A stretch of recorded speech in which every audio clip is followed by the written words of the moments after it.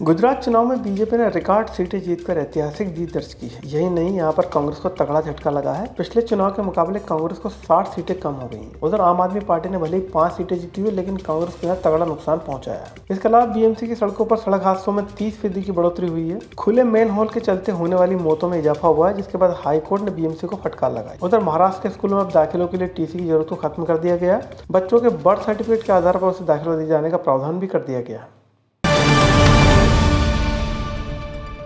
गुजरात चुनाव में भाजपा 156 सीटें जीतने के बाद फूली नहीं समा रही, तो वहीं कांग्रेस को 18 सीटों पर ही संतोष करना पड़ा। उधर आम आदमी पार्टी ने 5 सीटें जीतकर तीसरा स्थान दर्ज किया है, तो निर्दलीय उम्मीदवारों ने भी कुछ सीटों पर कब्जा जमाया है। गुजरात में भाजपा की रिकॉर्ड जीत पर मुंबई भाजपा कार्यालय में जमकर जश्न मना। कार्यकर्ताओं ने सड़क पर जमकर थिरके व लोगों को मिठाई बांटी। बता दें कि गुजरात में 1985 में कांग्रेस ने 149 विधानसभा सीटें जीतकर रिकॉर्ड बनाया था। वहीं मोदी के सीएम रहते हुए भाजपा ने 2002 के चुनाव में 27 सीटें जीती थी। 2022 के विधानसभा चुनाव में भाजपा ने दोनों रिकॉर्ड तोड़ दिए। दिलचस्प बात यह है कि चुनाव प्रचार के दौरान पीएम मोदी ने कहा था कि नरेंद्र का रिकॉर्ड भूपेंद्र तोड़ेंगे, और ऐसा हुआ भी। और हर स्तर का चुनाव और उस चुनाव को लड़ने की रणनीति अलग अलग होती है, तो सर्वसाधारण बयान करना ठीक नहीं। लेकिन मैं जरूर कह सकता हूं, कांग्रेस और कम होती जाए, राष्ट्रवादी को और खतरा बढ़ेगा, और उसकी वजह एक ही हुई, जिसने आदित्य ठाकरे जी से झपकी ली, वो दल खतरे में आ गया। अभी तक अरविंद केजरीवाल ने नहीं लिए, तो थोड़े जगह पर बचे हुए हैं। जहां राहुल गांधी से उन्होंने ली,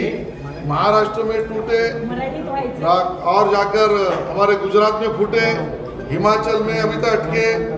ये जो शिवसेना के आदित्य ठाकरे जी से झपकी लेगा, वो दल खतरे में आएगा, ये जरूर मैं कह सकता हूं। लागलेला आहे, आज हिमाचल प्रदेशचा लागलेला आहे, आज अनेक बायपोलचे पण लागलेले आहे। महत्वाची गोष्ट हीच आहे की आता तरी महाराष्ट्राची निवडणूक लावा, आता घाबरायची काय गरज आहे। मुंबईची निवडणूक बाकी आहे, मुंबई महानगरपालिका असेल, पुणे असेल, ठाणे, नवी मुंबई, अनेक अशा महानगरपालिका आहेत, आणि तसंच महाराष्ट्रात एकदा लोकशाही पद्धतीने निवडणुका होऊन जाऊ दे। पण जे जिंकले दोन्ही निवडणुकांमध्ये आणि सगळ्या बायपोल्समध्ये, मी त्यांचं सर्वांचं अभिनंदन करतो, मनापासून अभिनंदन। पण महत्वाची गोष्ट हीच आहे की आमच्या इकडच्या घटनाबाह्य मुख्यमंत्री यांनी काल तर खरं मुख्यमंत्री खरा कोण हे सांगितलेलं आहे, तरी देखील कुठेही यांच्याकडून एक शब्द येत नाही। हे असं कसं चालणार? आणि म्हणून एक तर त्यांना शिवसेना नाव लावण्याचा काही अधिकार नाही, कारण जे घाबरट आहेत ते स्वतःला शिवसेना म्हणूच नाही शकत।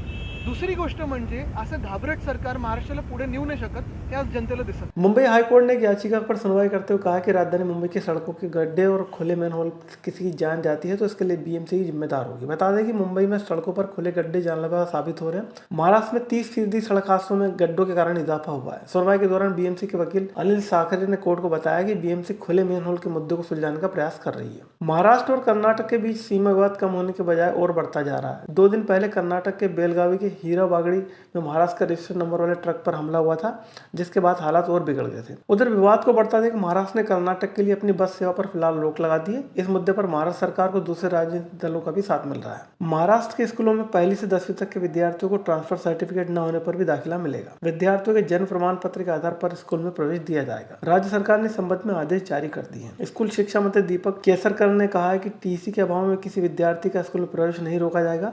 शिक्षा के अधिकार के तहत स्कूल न जाने वाले विद्यार्थियों की आयु के अनुसार कक्षाओं में प्रवेश देने का प्रावधान किया गया है।